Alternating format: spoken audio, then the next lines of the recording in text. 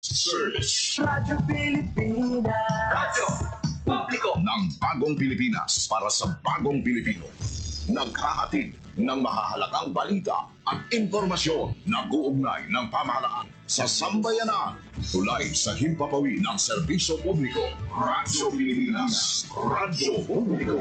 Ang boses ng Pangulo sa Iloilo. Radyo Pilipinas. 585 AM. Oras sa Radyo Pilipinas, alas 8:33 aga.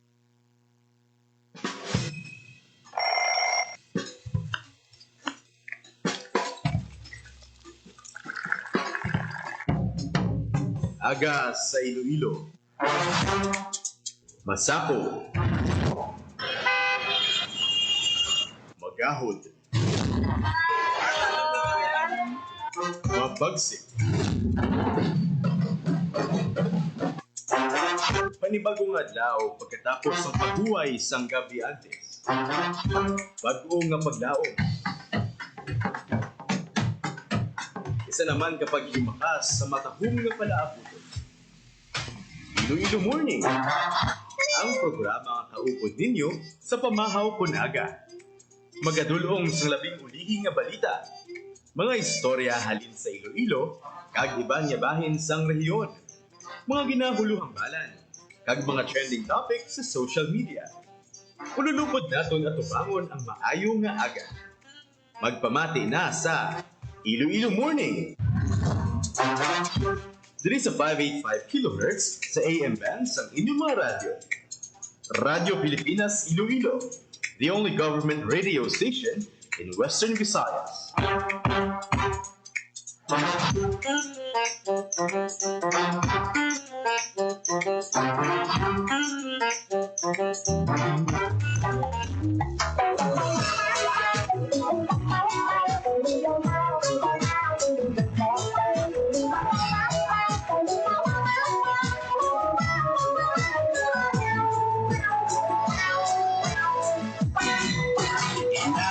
Mayong aga Pilipinas, good morning Western Visayas. Welcome sa Iloilo Morning Program. Kaya po ang inyong alaga, Junel Baclay, subong adlaw sa Miyerkules, Hulyo 9, 2025. Fine weather kita diri sa may palibot sa syudad kag probinsya sa Iloilo. Tuhan ko sa ilo nalipay. Salamat kita sa mga weather disturbance nga na-experiensyahan. O galing kita do normal na malaning aton nga ginabatsyag nga pag-ulan-ulan kisa especially sa kahaponanon sa diin. Nagatipon ang madamol nga galom sa aton nga kalangitan. Ang tuhan ko Halong gid kag priority ang ikaayong lawas. Speaking sang ikaayong lawas, ang aton nga Iloilo City Government nagapanawagan sa aton sini mga pumuluyo sa syudad sang Iloilo nga magpanglimpyo o kung magpatuman sang clean up drive. Magsiling kita clean up drive dito ordinaryo nam lang ni mabatian sa aton sini nga dalunggan. Pero kung hindi naton ini pagseryosohon, laban-laban may dako gid ini nga epekto. Especially sa aton siniya nga ikaayong lawas kag pagbantay sang pamalatian. Subong nga nagsugod ang tig-ululan, number 1 amo ang kasos ng dengue. panglakat mata. Ang aton nga alkalde si Mayor Raisa Treñas kahapon nagpapanaog sang Executive Order 18 nga nagamando sa tanan nga mga barangay sa syudad sang Iloilo nga magpatigayon sa pagpanglimpyo kada Sabado nga adlaw. Ang Saturday gin himo ini nga clean up day sang aton siniya nga syudad sang Iloilo paagi sa ginpapanaog nga EO ni Mayor Raisa Treñas. Ang pangabay sa aton sini nga city government nga builugan naton ang kampanya kontra dengue, Pontaria. Tinluan nato ng mga ilistaran, pugaran sang mga pitik-pitik o kung ginaitlogan sang lamok. Especially nga ang kaso sang dengue subong sa Iloilo City. Lapit na sa 3 ka gatos pero isa pa lang ang napatay. Kabay pa nga hindi na ini madugangan ang numero sang aton sini nga mga casualty. Oh, inday.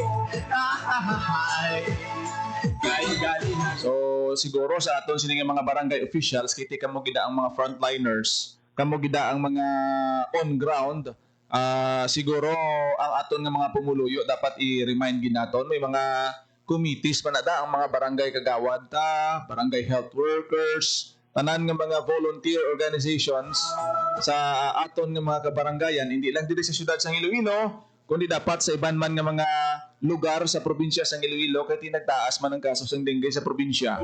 Kung hindi naton gusto ma-overwhelm sang pasyente ang aton nga mga ospital pero sa nagligad nga, bisan hallway na lang, bisan alagyan parkingan sang salakyan sa mga ospital naton, district hospital gina-convert into Imong nalipay. rooms nga punduhan sa aton mga pasyente sa dengue. Tandaan nyo to sa una. Ang aton dali nga mga health centers sa Iloilo City gin-convert into hydration unit tungod nga hindi na mabaton sa mga ospital ang kadamuon sa mga pasyente. Hindi ta na gusto nga matabo, liwat. Amuna nga samtang temprano pa, samtang gamay pa lang ang kaso sa dengue, tinguwaan gid ni naton kag buligan ang aton nga mga lokal nga panguluhan kay hindi niya masarangan ni mayor lang si mayor lang da saligan mo si health officer o kung si governor hindi na ya nila masarangan, hindi na sila si Superman nga tapnaon ang dengue kundi ini joint force dapat ang aton siniya nga mga sektor sa pag-away kontra sa lamok.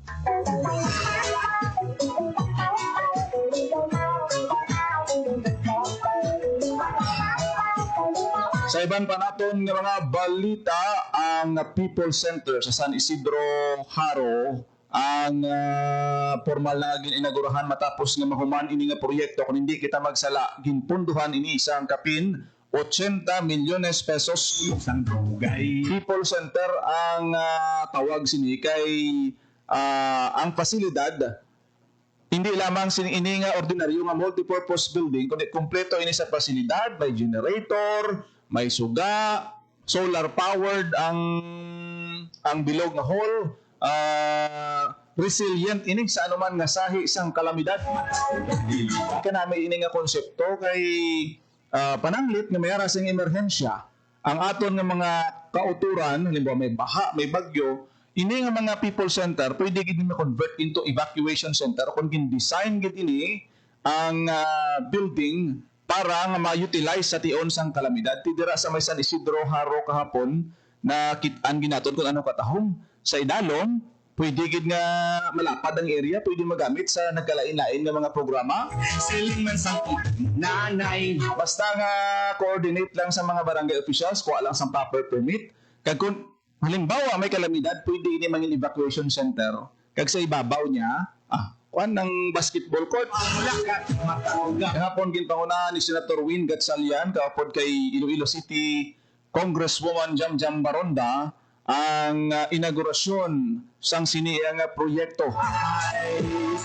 Kaya hindi lang sa distrito sa Haro pagatukudon kundi daw 7 or 8 ka people center ang target diri nga iga pa obra sa nagkalain-lain naton nga mga distrito. Suno kay Congresswoman Jam Baronda.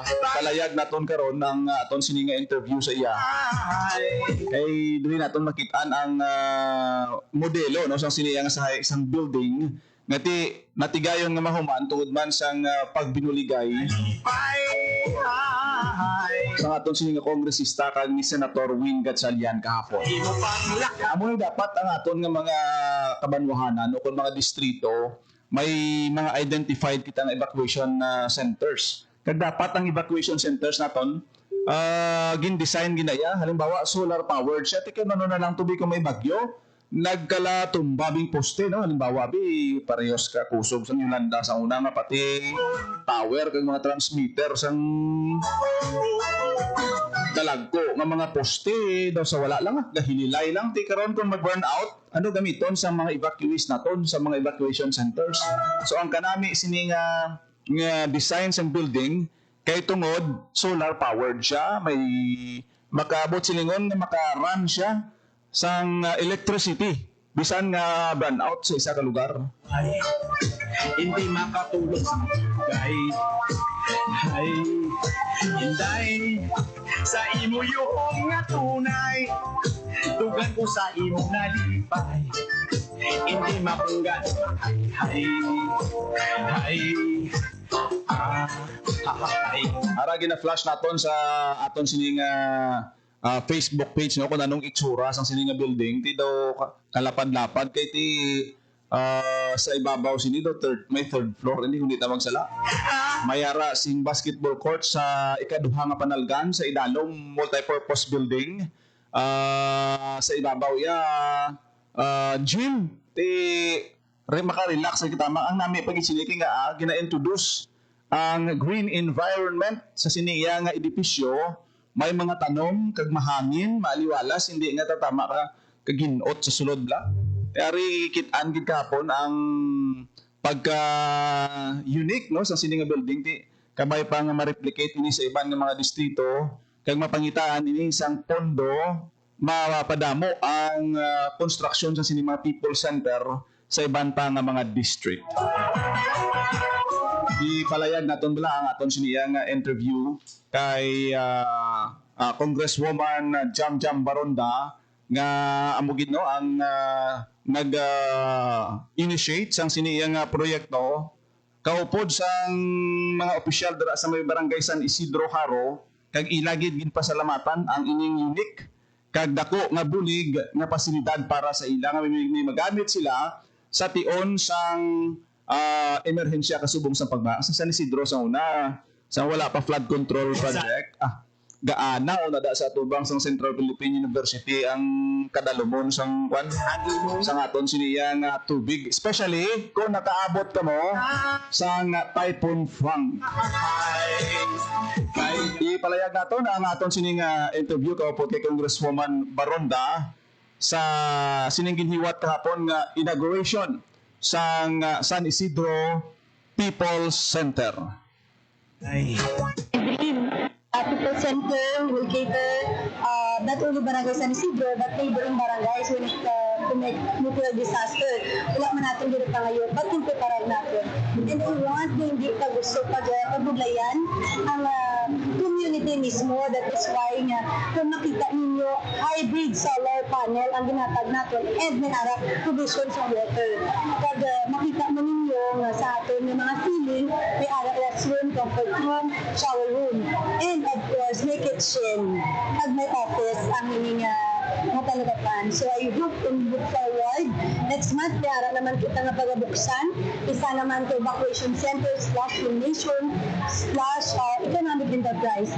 Kung mabalaan yung mga open dito sa Dalom, kaya ini pinapag natin dito dyan sa barangay, provision naman siya para siya sa economic enterprise.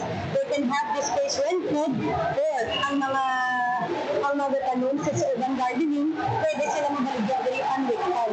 Then may alam na dry goods lang. And at the same time, may water supply kita sa babaw. Depende na nalito ang teka kung anong buhaton yung kaya na plano ko sa Barangay Council. Congressman, alam naman na kita mga pinag-iwas kita sa pimpinan sa natin. Paano kami ensure na hindi konekto ang ilang community naman? Ang mga proyekto din sa Cebu hindi ma-maintain. Wala sa Mindanao, but i-maintain because of the high cost ng electricity, diba? Now, since nagbubuo na, plus, hindi na sila magbayad sa electricidad. They will save more than 80,000 to 90,000 a month sa electricity alone.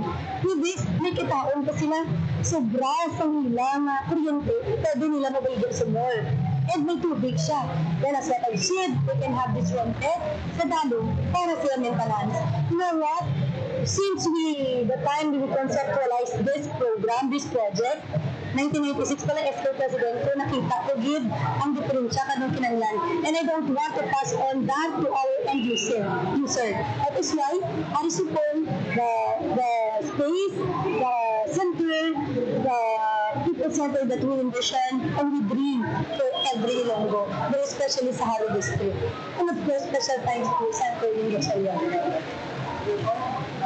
May province ka for Mas color, kasi yan, hindi mo na sila. marami na kaming proyekto ni Focus Banjang, isa na itong People Center, and meron din kami mga scholarship programs. School Heads Academy. Kaya nung nasabi ko, malapit sa puso ang Iloilo dahil dito ako nag-summer ng bata ako, kaya kung ano yung mga bagay na pwede nating pagtulungan, kasama si Congresswoman Jam, ay ginagawa natin alang-alang po sa mga kababayan natin dito sa Uganda. Nabatian si Congresswoman Jam Baronda kaupod kay Senator Win Gatchalian. Gunita magsala ang ining San Isidro People Center nag-amount sa 80 million pesos ang pondo naging pain para mapatuko dinhi tama kadako nga building ni no sa San Isidro kung mag-agi kamo da sa especially sa atubang sang Bulangan.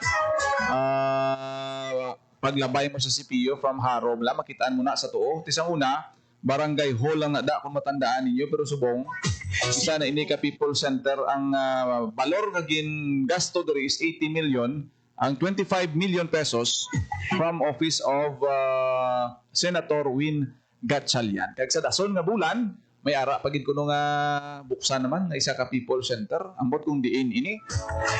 So kabay pa ma-utilize gid ini no not only for calamities during calamities nga magamit naton ini iya pwede gid magamit sa aton sini nga mga pumuluyo bisan pa sa ordinaryo lang naton o kung regular na pagpatigayon sa mga liga na ti katahom sang basketball court to sang San Isidro People Center. Pwede ini matipunan sa mga meetings, orientation forum, kag kun ano pa. Bisan gani kuno kasal bunyag kag kun ano pa, open ini nga magamit as long as libre kag nakapaschedule kamo sang temprano sa mga barangay officials naton. Pwede gid ninyo ini magamit bilang venue sang mga madamo nga mga aktibidad. Agutan kami malipay.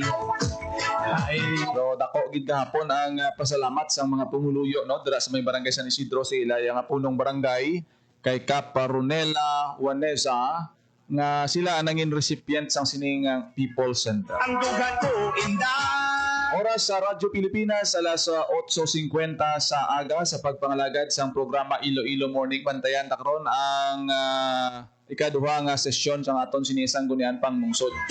May mga agendas na aton siniyang City Council, particular ang ining amendments no sang implementation sang 40% nga real property tax nga supposed to be tani ipatuman ang ini subong nga 2025 pero ginduso ini sang aton sini nga alkalde ni Mayor Raisa Treñas nga ipaiway ana ang implementation sang increase sa RPT on sa tuig hasta sa tuig 2028.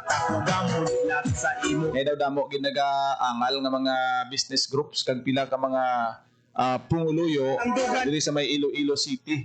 After nga ini ang gin-endorso sa aton sini nga City Council, damo sang mga business organizations ang nagasuporta sa sining proposed amendments sang implementation isang 40% nga real property tax sa siyudad sang Iloilo. Kung maaprubahan ini sa 2028 pa igapatuman ang ining increase sa RPT. Antayan ta karon ang update niya. Kag subong man ang aton siniya nga city government nagapanawagan gid sa aton sini nga mga kauturan nga every Saturday magpanglimpyo. Actually hindi lang Saturday dapat no kundi every day kung wala ka man obra sa balay mo limpyo ang imo nga ugsaran para nga hindi na kita ma-alarma sang nagataas nga kaso sang dengue sa syudad kag bisan pa sa probinsya sang Iloilo. May basihan na kumbaga ining executive order nga ginpapanaog sa aton nga alkalde isa ini sa basis nga basihan sa aton sini nga mga barangay officials nga i-remind ang aton nga mga pumuluyo nga i-intensify gid ang kaso sang dengue.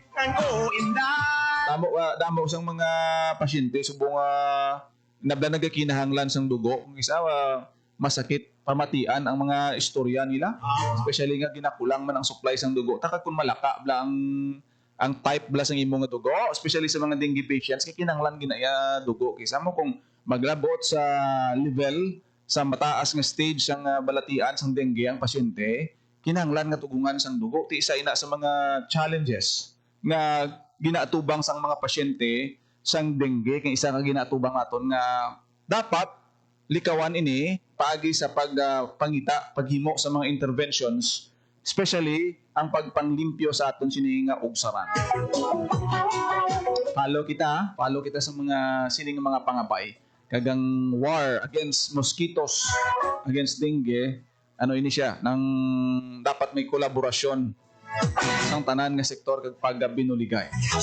Pang lotion gid kamo, unang mga estudyante subong, ano nyo gid, butangan nyo gid siyang mosquito repellent kung may ara, mo na gani sa nagdigad parts ang aton nga mga suhestyon. No, kung wala bisla mabanyusan sang mga mosquito repellent sa ilabalay, nami sinisiguro more suggestion naton nga sa eskwelahan provide sila para nga ang mga bata magiyahan kag matudluan kung wala sila kapang lotion sa ilabalay, sa eskwelahan may available para nga may proteksyon sila. Di kalabanan ang iba naton nga mga eskwelahan, bisan pa nga intensify ang fogging, ti ang mga lamok is matanda man, bala nila nga may mga asoda, palagyo sila, pero ang presence nila hindi mo ginasilin nga totally ma-wipe out sila tanan-tanan. Mo extra careful gid kita, especially sa aton sinipagbantay sa kaso sang dengue sa syudad man kag probinsya sang Iloilo. Ay, inday, siling man sang nanay. Oras sa Radyo Pilipinas, alas 8:54 sa aga, isa man sa ginabantayan sa bunga breaking news. Ining nasapuan nga pulis patay sa Barotac Nuevo Police Station. Ano ni naman? Police station na patay ang pulis nga may ara kuno sang pilas tugas ang pagkatiro. Bantayan ang dugang sinikaron nga update. Ginamonitor nato ni sa Barotac Nuevo Police Station nga ang napilasan ini nalukpan sang iya armas o kung anong plastada, may shooting incident malangan natabo.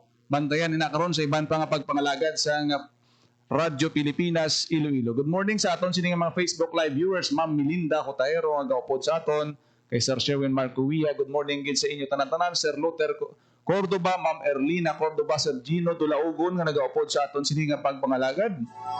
Ma'am Danila Grace Itchalico nga upod man sa aton sini nga programa. Salamat gid sa inyo tanan-tanan. Wala na kita tiyempo diri sa aton sini nga programa Iloilo Morning. Ako naging lamang inyo alagad, Ginel Baclay.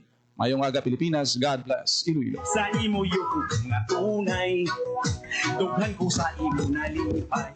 Ito ang Presidential Broadcast Service. Radyo Pilipinas. Radyo Publiko ng Bagong Pilipinas para sa Bagong Pilipino. Naghahatid ng mahahalagang balita at impormasyon na guugnay ng pamahalaan sa sambayanan. Tulay sa himpapawid ng serbisyo publiko. Radyo Pilipinas. Radyo Publiko. Ang boses ng Pangulo sa Iloilo. Radyo Pilipinas. 585 AM.